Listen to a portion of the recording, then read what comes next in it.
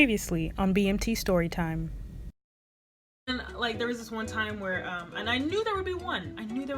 But when I did have my braids, there was one white girl that came up to me and she just like kind of stuck her hands in my head and felt my braids.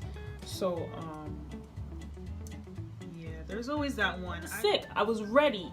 Mind you, like when I hear gas chamber, I'm thinking like Boy in the Striped Pajamas vibes, like the dark room and all kinds of, like, I was picturing that. I was confused. So I don't know if you guys recall me saying that my flight was one of the most hated flights. Well, it probably had to do with the fact that we had the most snitches in our flight, like the most like tattletale, like people who just were looking to get people in trouble.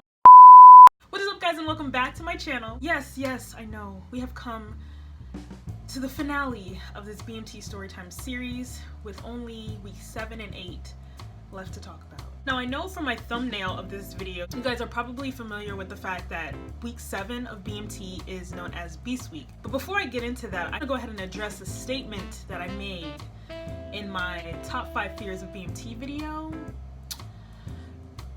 Number 2, I really fear of getting the Chow runner job while at BMT.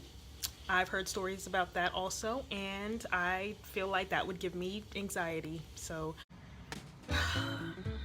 I don't know why this was the case, but I basically became a jack of all trades during BMT because for some reason 7th week the original Chow runners decided to make me a Chow runner and were like, hey, some people don't want to do it anymore, so we picked you because, you know, you're good at marching and, you know, and this and that. And I'm like, but there's like people who march better than me. Like, I don't being Chow runner was like my number one thing that I said I did not want to do. That job is stressful. I would see countless other Chow runners get blown up by MTIs, like in the snake pit, like that. Listen, if you are a Chow runner, if you're about to go to BMT and you are a Chow runner, just know that I am well, number one, first and foremost, I am praying for you. But second of all, I am applauding you for even accepting that job and taking on that position, because let me tell you. So both of our Chow runners ended up taking me and showing me the ropes on, you know, the proper facing movement, the reporting statement that you're supposed to give when you're supposed to seat your flight in order to go into the dining facility. I learned it pretty quickly, but my thing is, I'm the type of person that I can learn something perfectly, like to a T. But the moment I have to execute, I just completely like freeze up and I just brain dump everything in that moment, and it's just not a good time. But however, I will never forget all 4 times that I had to do Chow runner. Pretty much what you'll do is there will be 2 Chow runners that go in at one time. The first person will give the first reporting statement, prepare the flight to like enter into the dining facility, and then the second person goes in and reports a second time with the second reporting statement, letting the MTIs know that their flight has entered the dining facility. I was the second Chow runner. I was responsible for giving the second report. I don't know how that first day I got so lucky, because I did it twice that day. 2 times back to back that I did not have to give a second report. The first report was good. Somebody else was already seating them, so there was no need for me to give my report. The second time I actually had to give a report. And I remember that I ended up standing too close to the snake pit, and I remember the MTI asked me, they're like, how far away are you supposed to be from the snake pit? And like, I knew the answer, but I just froze up because I thought I was gonna get blown up in that second. So I don't know, I think I said like 6 paces away. I think it's only supposed to be like 2 or 3 paces. I think that was the correct answer. And the guy was just like, 6 paces away. And then he looks at the other Chow runner and he was like, is that what you've been teaching her? Because they know her. She was our main Chow runner. So he looks at her and he's like, that's what you've been teaching her, 6 paces away? And I was just there like, oh my god. I'm literally sweating, I'm shaking. I was sitting at attention, but I was like, I could feel my entire body just like trembling. I was so scared. He didn't blow me up, but he was like, nah, it's like 3 paces away or whatever it was. And then, you know, I successfully gave my reporting statement, and that was it. And then my Chow runner experience just kept getting worse and worse, because the 3rd time that I had to give my reporting statement, I ended up like Okay, listen, I'm not gonna go into like the proper facing movement for Chow runner because you can find that on a whole bunch of other YouTubers videos. This is just strictly for story times, but like basically I messed up all my facing movements and I did like one too many flanks, and the freaking one of the scariest like female MTIs that was there, she was in the snake pit and I flanked like way too many times and I knew that I messed up, but I was hoping she didn't see it, and sure enough she did. And she stopped me and she's like, hey, you go back and try those flanks again. You better wipe that smirk off your face. I was just like, so I tried it again, and you know, after I was embarrassed, you know, nobody actually yelled at me yet. At that time, nobody had yelled at me. So I tried it again and, you know, successfully gave my reporting statement, and that was that. Thank God I had not gotten yelled at, like blown up in front of everybody. Until later on, but I'll get to that. That happened 8th week, and we're just not going to talk about it right now. So after that, the next day we ended up leaving for Beast Week, which that morning you literally clean out the entire dorm. You strip your beds, you clean out your wall locker, you pack up everything in your green duffel bag, and it's supposed to look like nobody is living in the dorms. It's supposed to look completely empty and stripped. Mind you, at this point I was not excited for Beast, because if you watch my past videos, when I had to escort that girl back to Beast because she was having like a medical issue or something, I got a little glimpse of Beast, so I was not excited. I'm not gonna go into detail about Beast. I'm just gonna pinpoint some key terms, some key moments of my experience, because I don't really want to remember Beast. The entire experience was horrible, and there's no amount of money that anybody could pay me to redo Beast ever again in life. Basically, it was Black Flag the entire time.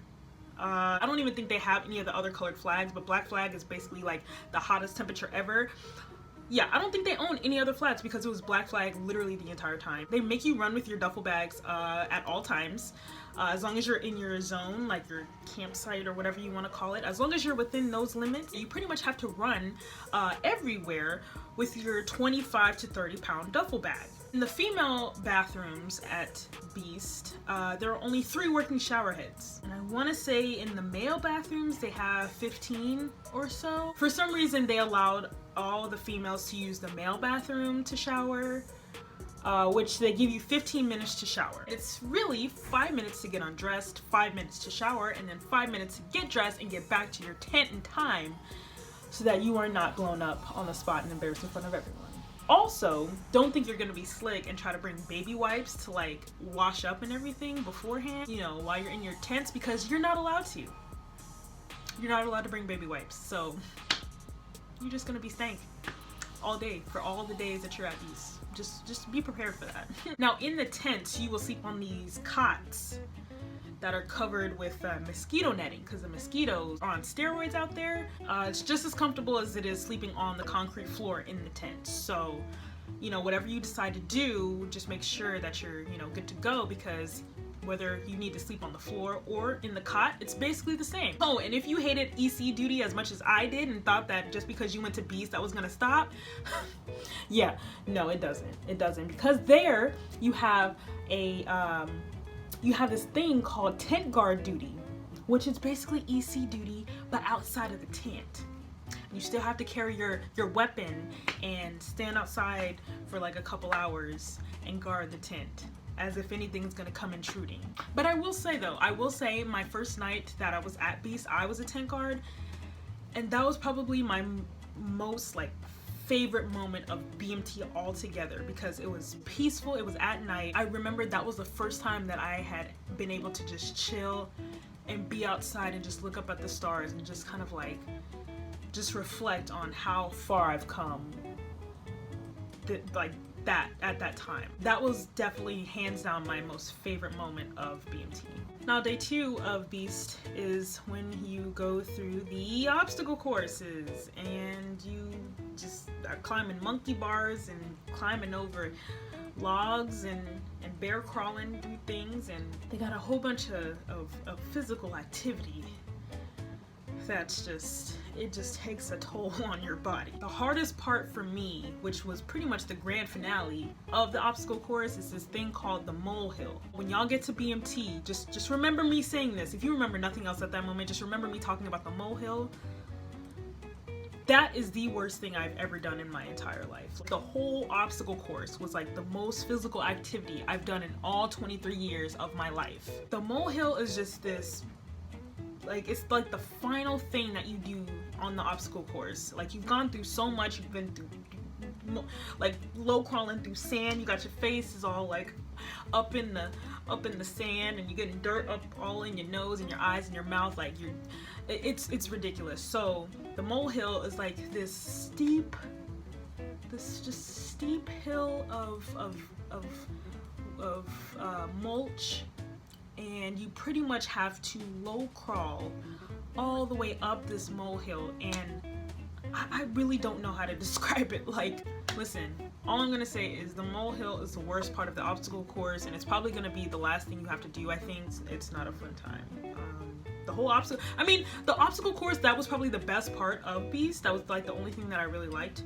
At one point there was this log that you had to climb over, and you pretty much had to hold on with your arms and legs and then swing yourself over.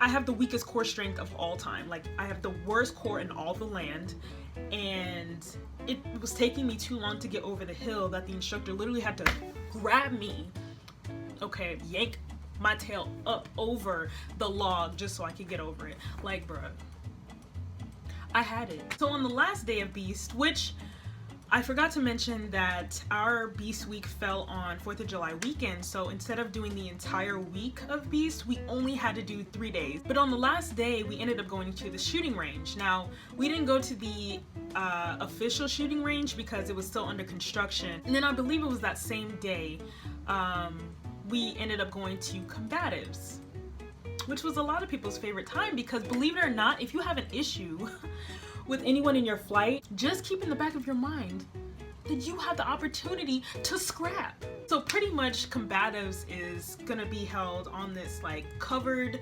tarp thing, and you guys put on all of this fighting gear. Like, you put on the gloves, you have the headpiece, like you got all this like padding and stuff. Like, it's crazy, and you guys can you get to essentially pick who you want to fight. The only thing that sucks is that if that person doesn't want to fight you back, then you obviously can't fight them. But when it was my turn to fight, I already had in mind who I wanted to fight. But instead, you know, me and this other girl, we were the first two to have our gear on. So he just decided to let us fight each other. Mind you, I'm like 5'4", 120 pounds, okay? They stick me with a girl who's like 5'7", 5'9" maybe. She's like twice my size. She's like, I'm literally like looking up to her. How does this work? I thought we were supposed to be in the same like weight class.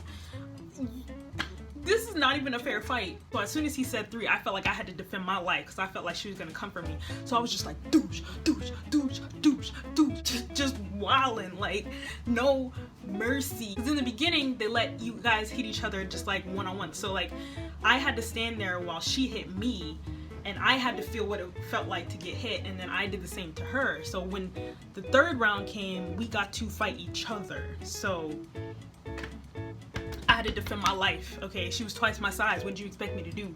Nah, but for real though, like, she was kind of hit me like kind of hard, and like I kind of felt that like in my soul. So, you know, I had to retaliate, and I just felt like I had to defend myself because I was like half her size, and you know, I just felt like I had to defend my life. So now fast forward to 8th week. You know, we had gone through all of our inspections and everything, and everybody had passed, and everyone was on track to graduate. And then they just decide to spark a surprise inspection on the one thing that we hadn't gotten inspected on, that we weren't expecting to get inspected on, which was our security drawers. Just to let you guys know, your security drawer will eventually be inspected. So just make sure that there's nothing in there that's not supposed to be in there. Just keep it clean all throughout BMT. Don't try to do it last minute like I did. Yes, I passed the inspection. However, you know, I did get a couple demerits for having certain things in there that were never supposed to be in there in the first place. So just keep your security drawer neat and tidy. Don't carry any like anything that's not supposed to be in there. Just don't even keep it in there. So 8th week is the week of graduation. Now let me reverse for a second and talk about my graduation day. The day of the actual graduation, it was a Friday. It was my last time I had to do Chow Runner. Oh my god. I had been lucky because I had not gotten blown up in the snake pit since I had been a Chow runner. I went with the second Chow runner and we were like, okay, do we call ourselves airmen now? When we say our reporting statement, do we still say trainee? Like, technically, you know, I don't know if we've actually graduated yet. We're just like, let's just say airmen. Let's just say airmen. I don't even want to go into detail. Listen, long story long, I went up there.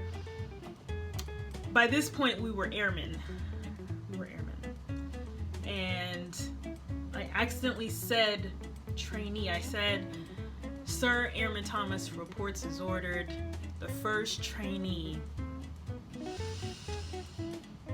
from flight 516 is prepared to enter the dining facility from the east side. And the guy stops me and he's just like, oh, so you're the only airman in your flight? I was like, no, sir. Mind you, my main MTI, the one that stopped yelling, the guy sitting behind the snake pit. And then my brother flight's MTI comes around. He's like, what? You want to go back to being a trainee? You want to go back to being a trainee? And then my MTI, who was freaking hilarious, is like making like ad libs, like noises in the back. And he's just like, oh snap, oh. I'm like, I'm sitting at attention. And I'm like low-key like smirking at him. And I'm like low-key smiling. And then my brother flight MTI comes back and he's like, keep your military bearing.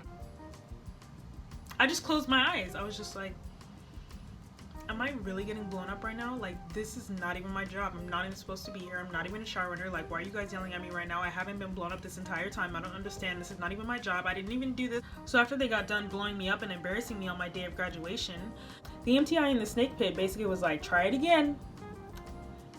And I was just like, I took a deep breath and I said, Sir, Airman Thomas reports as ordered. Sir, the first airman from flight 516 is prepared to enter the dining facility from the east side. And then that was it. And I just took that walk of shame back outside and I was like, you know what? They just don't want me to be great. It's okay. Like, it's fine. Now, the moment you guys have all been waiting for, countless people have commented on my videos asking me about this, but I never found out my job until 8th week. Everybody else found theirs out like 6th week, okay?